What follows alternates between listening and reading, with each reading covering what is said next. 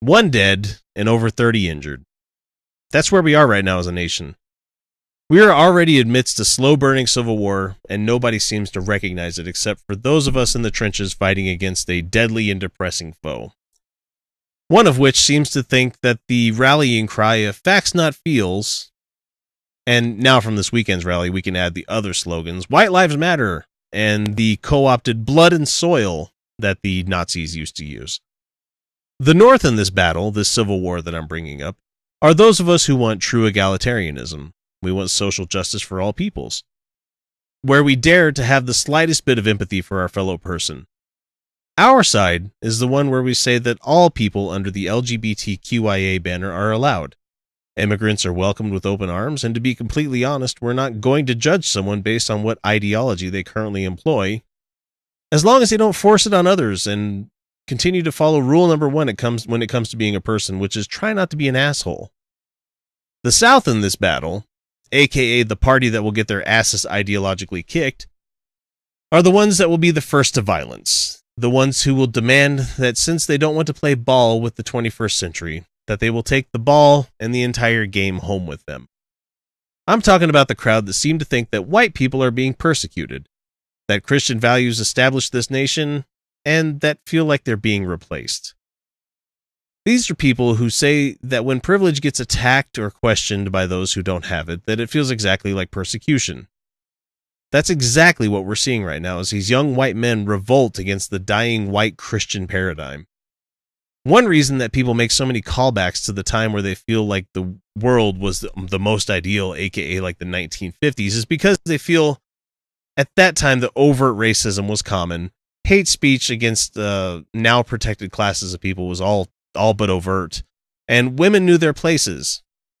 Gay people were forced to stay in the closets, and anyone else that didn't fit the cookie cutter established by the greatest generation were thought to have mental illnesses. The past is no time to pine for. You can never go back to that time, and you can never reestablish power structures that have been long decimated by history. And honestly, you shouldn't want to.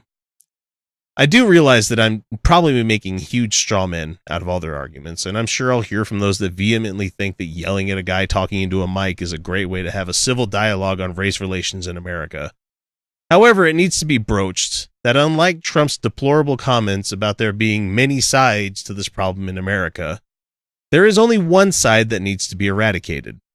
And that's the alt-right, anti-feminist, anti-LGBT group that can't handle that sometimes folks don't want their opinions or their commentary about things. The men in this group sometimes can't handle that people might not want some dick from them, and vice versa for the women.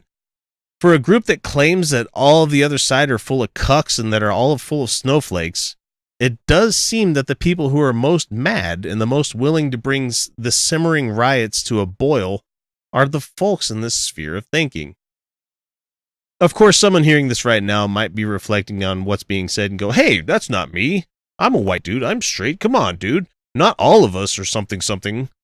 Without realizing that the moment that you feel the need to pipe in with something as stupid as, all lives matter or white lives matter, or even the laughingly bad not all men tags, that you're the very definition of what your side has stolen as a valid psychological term. That means that their PTSD has shown up again, and as I say, that you're triggered, bro.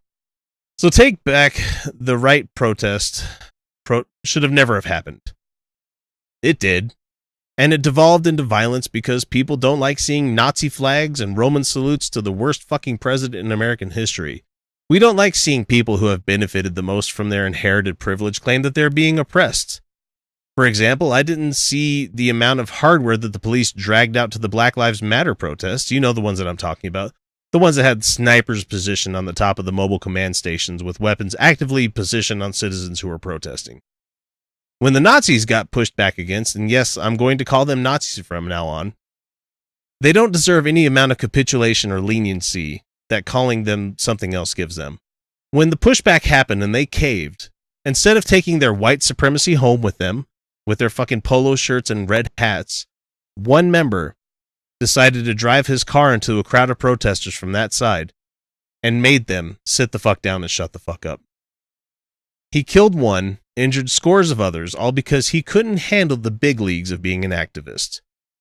Sure, being an activist about religion is one thing, same with much lower social order problems, but the minute you try to say that anyone who isn't you in skin tone or mindset needs to get out of the country that we call home, this great melting pot of America, then you're going to be met with a lot more vocal people and have a lot more to lose than you do, because they will fight tooth and nail to keep their position that they've fought for since day one, while people in your social circle were just born that way. In London, when someone smashed their car into a crowd of folks, it was considered terrorism. When it happened in Paris, it was terrorism.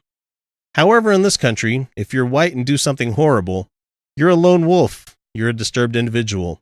You're a person with mental health issues, not a terrorist. Hell, the damn president of this country didn't dare speak out against this domestic terrorism at all. And that in and of itself has lent a rallying cry to the nation, the Nazis of this nation. The Daily Stormer has said so, and David Duke himself has said as much. I don't know about most people out there, but if we were in office, I wouldn't want my name associated with Nazis at all, or even white nationalism. You just can't have that caliber of people as your base. It's a recipe for disaster that will only end with more of what's happened this weekend. This was just the initial starter pistol being fired off. There will be firearms involved in the next clash, and then we're going to just see how deep that Donald Trump's rabbit hole of complicit approval of humanity's worst goes. It's not over. It won't be resolved peacefully. It's going to be violent, and it's going to be bloody. But at least America seems to have woken up. So at least there's hope in that.